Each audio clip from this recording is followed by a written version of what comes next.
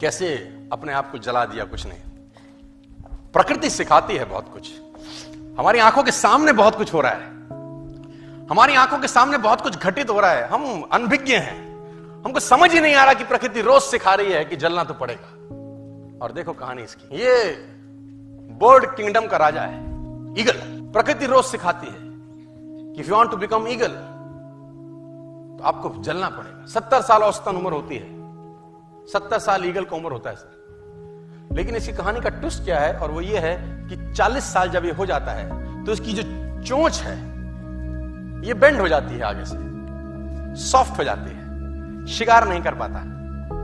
When he reach 40 इसकी चोंच bend हो जाती है, सॉफ्ट हो जाती है, शिकार कर करके शिकार नहीं कर पाता। इसके जो पंख हैं जिससे उड़ता है वो इतने भारी हो जाते हैं कि वो छाती से चिपक जाते हैं, इतने भारी हो जाते हैं कि छाती से चिपक जाते हैं, इसको उड़ने में तकलीफ होती है। इसके जो पैर हैं जिससे झपटा मारता है वो नाखून टेढ़े हो जाते हैं, कर करके 40 साल।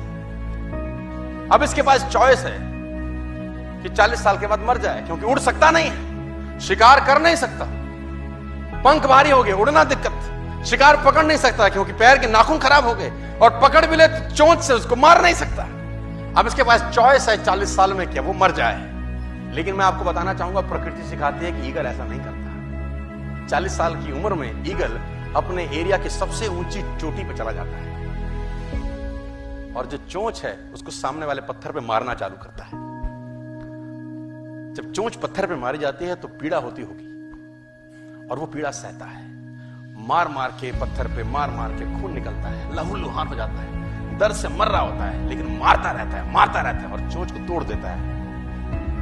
इसलिए तोड़ता है कि प्रकृति नहीं देगी, लेकिन वो जो तोड़ने का प्रोसेस है वो पीड़ादायक है। सेम कहानी है, जो पैर के नाखून रहते हैं उसको रगड़ता है शिला के ऊपर, रगड़ के तोड़ देता है उसको। कितना पेनफुल रहता है। लेकिन हर ईगल की जिंदगी में ऐसा दिन आता है 40 साल, जैसे ही चोंच निकलती है कहानी यहां खत्म नहीं होती, नई चोंच आती है, फिर वो उस चोंच से अपने परों को तोड़ता है, अपने जिस्म से अपने ही पर उखाड़ता है, क्योंकि वो पर उसके उड़ने के लायक नहीं रहे। भयंकर पीड़ा होती होगी, भयंकर। लेकिन इस प्रोसेस से हर ईगल गुजरता है अपनी जिंदगी में से, और 40 साल के इस प्रोसेस में 6 महीने के बाद वो एक नया ईगल होके 30 साल और जीता है, 30 साल और जीता है सर।